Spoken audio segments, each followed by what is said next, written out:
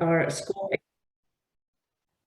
And we also, our strategy expanded to include, in addition to the technical audience that we had, we wanted to expand to capture the decision makers, politicians, influencers. And our theory of change was altered to consider that improved data would only improve impact if it were delivered to decision makers in a highly usable format. So that was pretty much the update from the course that we took and the strategies that we had in mind that wanted to share with you. Now, if anyone has a question about this, I can offer a brief Q&A, or otherwise we can jump onto the discussion questions. Gabby, if you have already copied the discussion questions in the chat, I can go back to the stopping to share the screen, then we can see the faces. Maybe it'd be great to see people. Yeah, that'd be great. So I did just make sure everybody in the group, can you see in the chat the questions that are there? Or does it go to the main group? Just want to make sure. Yep. Okay, perfect. So we did want to kind of keep the questions in the chat so that we could see people's faces. So I will encourage folks, if they can, turn their video camera on if they're willing to. That would be one of the great things for getting the discussion going. If not, don't worry about it, all good. And you can always add your input into the chat. We are going to be tracking the input from the chat. And also verbally, and we are recording. So got that. Okay, perfect. So one of the questions I did want to kind of ask from folks is if they have any kind of insights thus far on how they've seen data inform decision making amongst council, senior management. Just wanted to kind of get a sense if there's any kind of anecdotal kind of stories of how you in your municipality have been able to use data to what you think has informed decision making.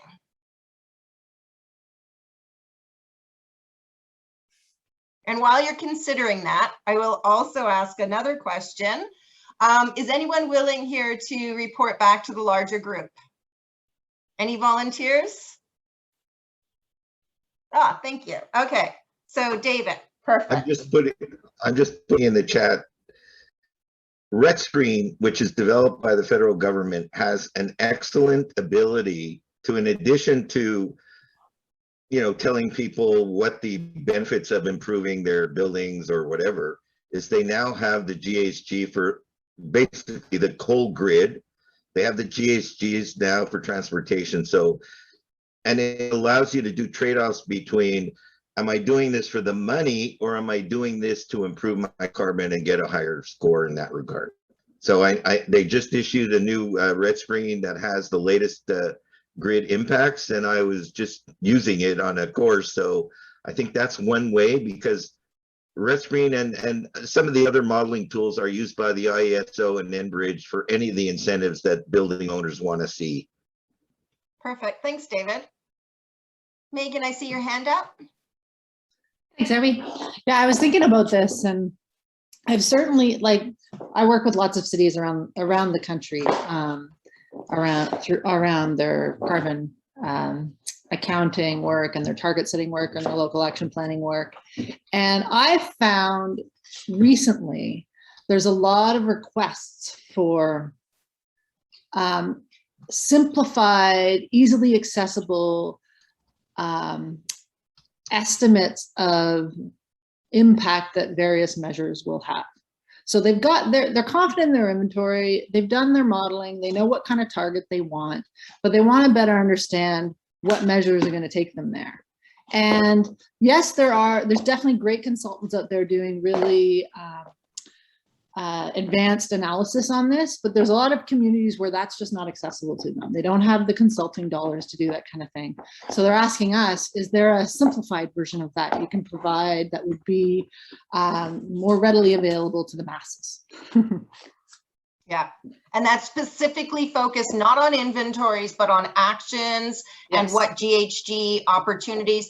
Do the tools actually at that point in time also look at it like one of the things I've heard from RET-Screen is how I know a lot of corporate municipal energy managers use RET-Screen and a lot and has spoken very highly about it.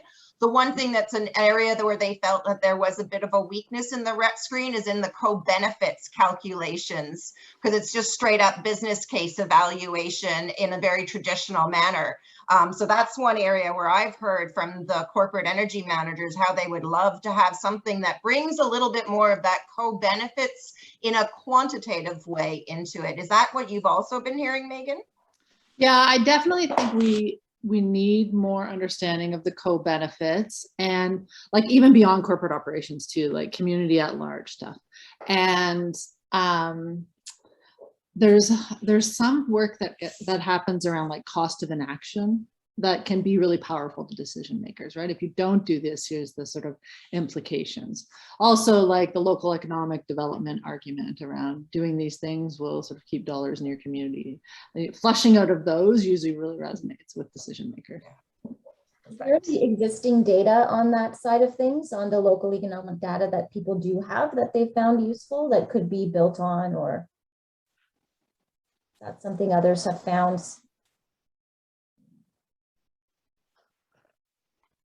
Sorry, I didn't catch that, Julia, cut out for a sec. Oh, sorry. Yeah, I was just asking if others had some of that local economic data or cost of inaction data for their jurisdiction that they have found useful, or that could be, you know, replicated somewhere else. I know that the city of Windsor did some, certainly on the cost of inaction on their climate adaptation work. It was more focused on their adaptation work than on the mitigation work. Interestingly enough, on the mitigation front, one of the things I've heard that's a little bit of a challenge on the data quantification is the energy savings and focusing in on the energy savings as opposed to the avoided costs, and how that language needs to change. I mean, maybe that's the whole social norms that we need to do about kind of couching this as a lost opportunity as opposed to energy savings based on the social norms of fear of missing out, as opposed to, you know, what you lose rather than what you gain. I think there's a little elements of the marketing and social norms that we need to kind of take into consideration in our data sharings as well. I think that's really interesting to think about. Like, there's an emerging economy coming to us, right? In this low carbon economy, and understanding that better and like being on the leading edge of that and the opportunity that presents to a community would be really exciting. Perfect. Peter, I did see your hand up.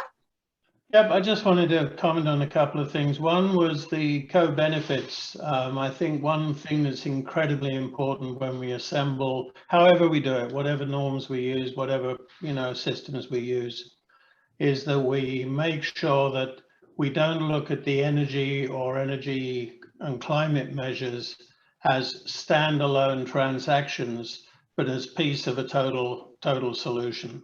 So in other words, if I do X in the buildings, but I don't do Y on the supply or distribution, then X in the buildings has less value.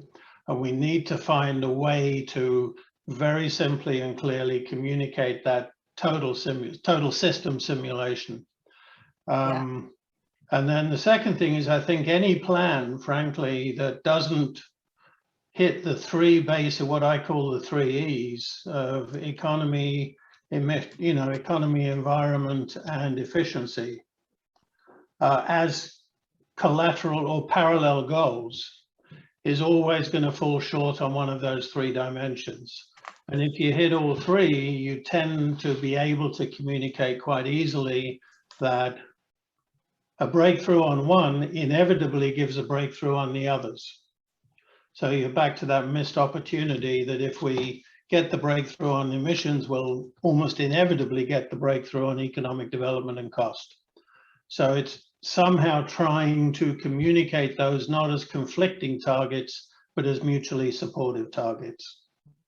And that's about bringing the kind of the different lenses and helping the decision makers make the connection between the economic, environmental, and social outcomes that this measure in front of them is aiming to achieve.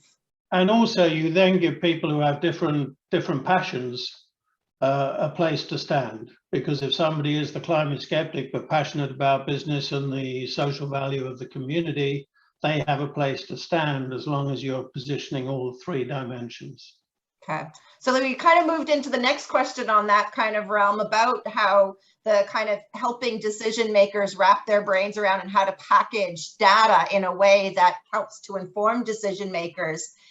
So I just wanted to kind of, before we kind of move on to the next question, I want to make sure I've captured everything, and that there's nothing missing from what folks were saying.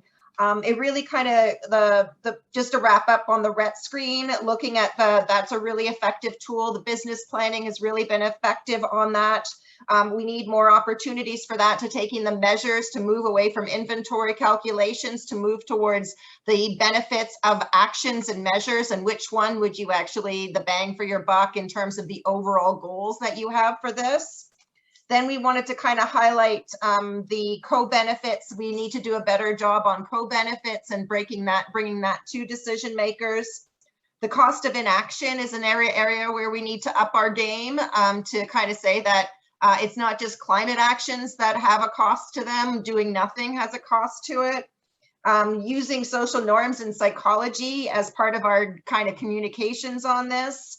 And looking at it from a total system approach, no longer along the silos of the environmental, economic, and social silos. We need to help bring those together and help decision makers wrap their heads around the interactions and the interdependencies across these networks. Did I miss something on that? No? Okay, so from target audiences, like we always kind of think, okay, council, that's our target audience, and they absolutely are. But just to make sure that we do not miss some key people that we need to get on board, outside of, let's go into the council. How best do you think we need to engage with council? And what are the other target audiences that we need to engage on this in order to inform decision makers?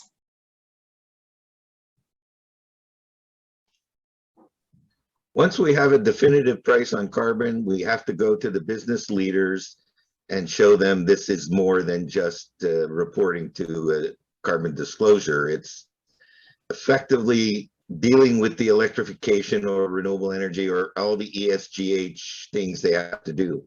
But it still boils down to money. And I've been doing this for many years, including presenting to Ontario Hydro Board the economic benefits of efficiency versus renewable versus nuclear in terms of jobs. So, you know, I think we have to, once there's a price and it becomes firm, and the escalation of the price after COP26, it will help the business owners see they have to make these trade-offs.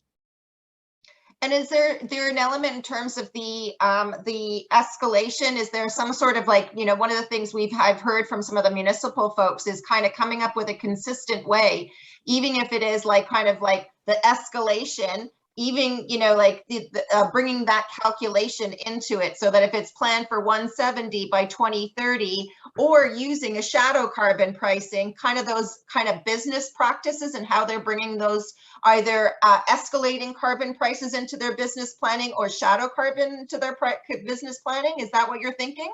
Enbridge now has to tell you what the gas is going to cost you in the future years, because they have to collect that fee.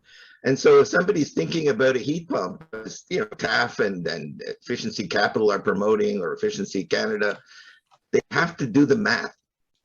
And waiting is just deferring it, and, you know, till later. Okay. Other inputs? One of the conversations I've been part of on a few different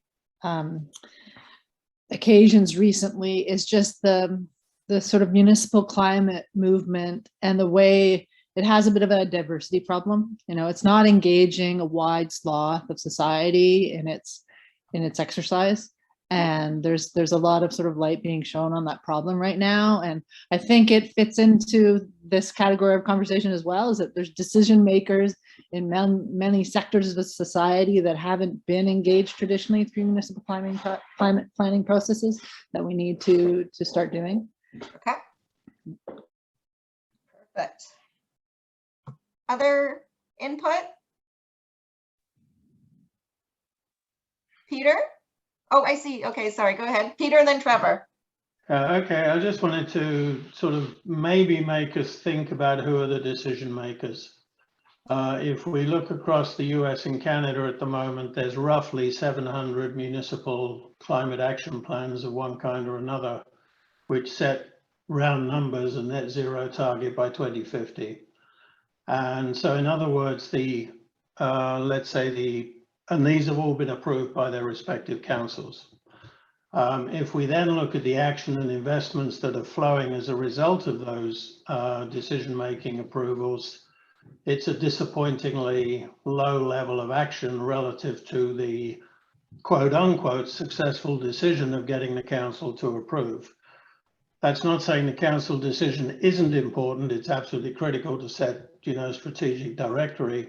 However, I think we also need to recognize that somewhere between 90 and 99% of the investment resources that are going to turn those decisions into action will come from various versions of the corporate sector and robust public-private partnerships.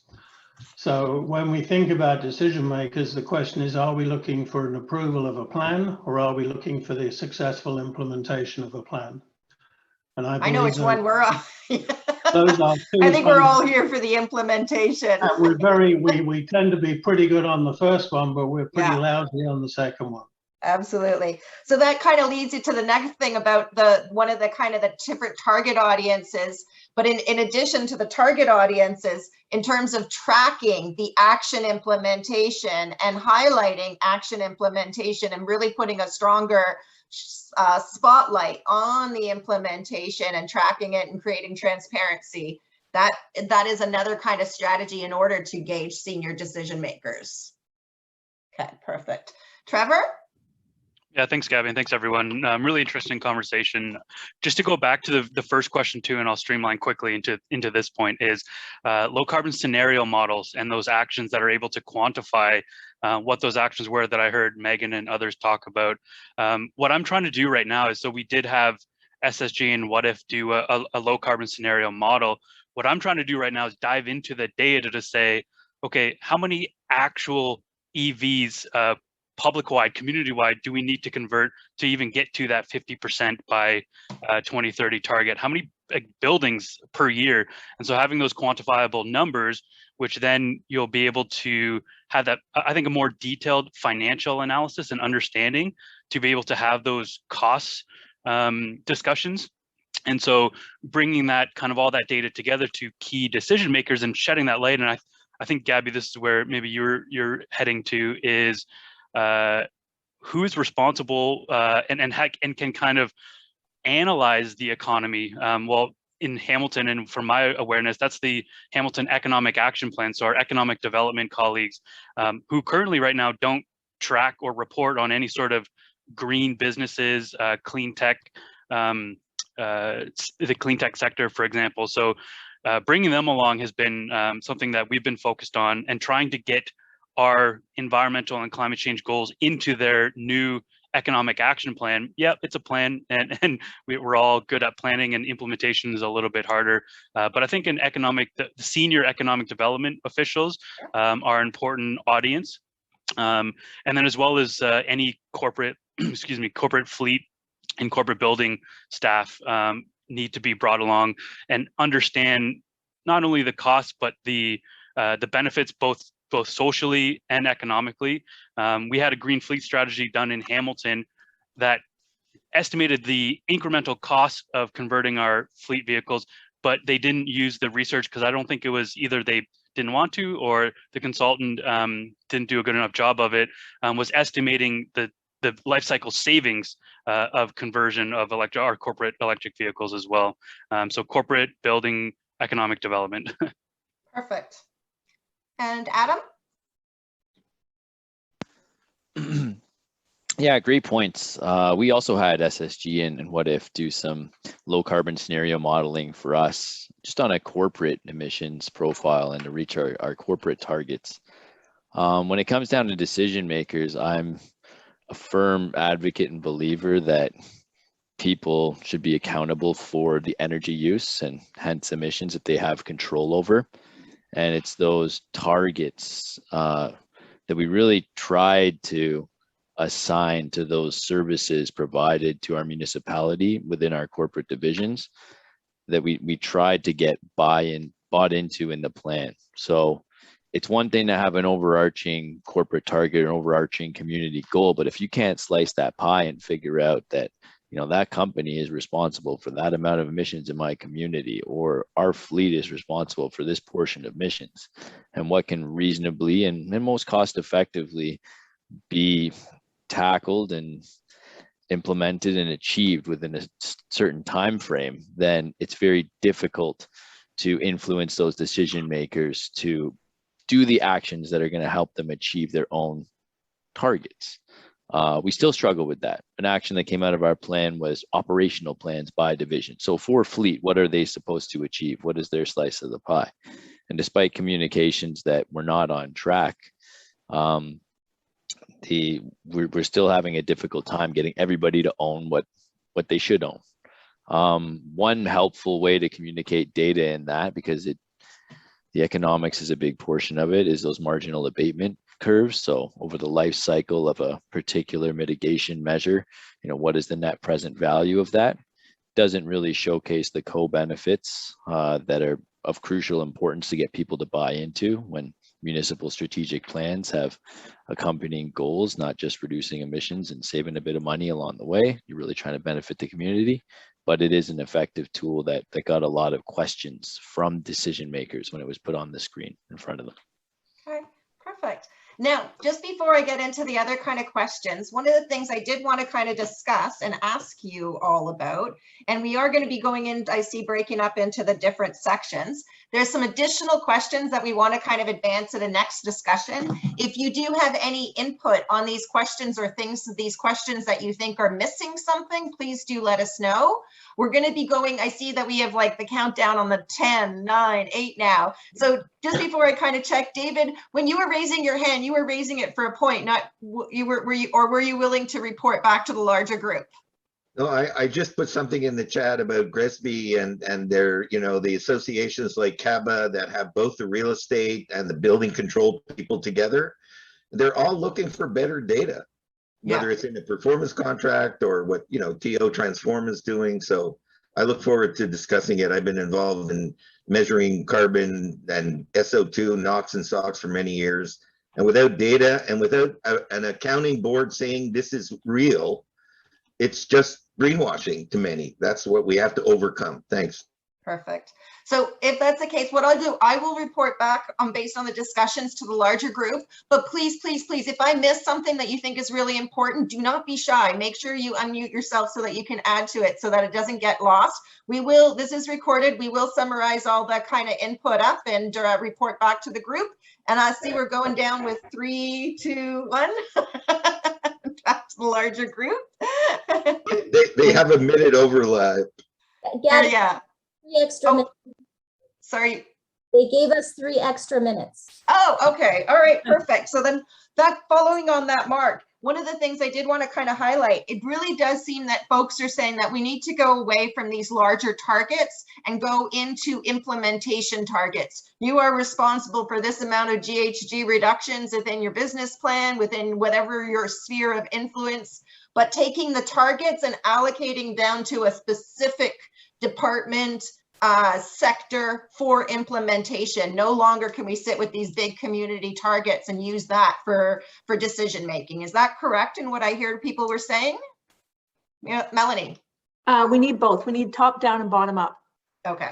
And the top down to me is council, senior level of government, and we need the staff from the bottom up to make the change happen. So they both have to be on board. Okay. Miriam, is it too early to mention this project that you're working on to do that? It reminded me of what Megan was saying earlier about that kind of higher level costing out and evaluation of various climate plans for municipal players. Do you know what I'm talking about? The recent application? Are you able to talk about that at all, or like ask, maybe members of this group would be interested in joining you in this project? Or I'm not sure if you're allowed to mention. Sorry, Julie, can you elaborate on that? Because I've just... I think it's related to the you want application to- that went into the CAAF Yeah, for the modeling Yeah. work and supporting modeling work. Oh, But I okay. guess we have to wait So, for staff the application. result back from CAAF Okay. to see if Yeah, it's a yay that's or a right. nay. very confidential, but That's... you may ask. No.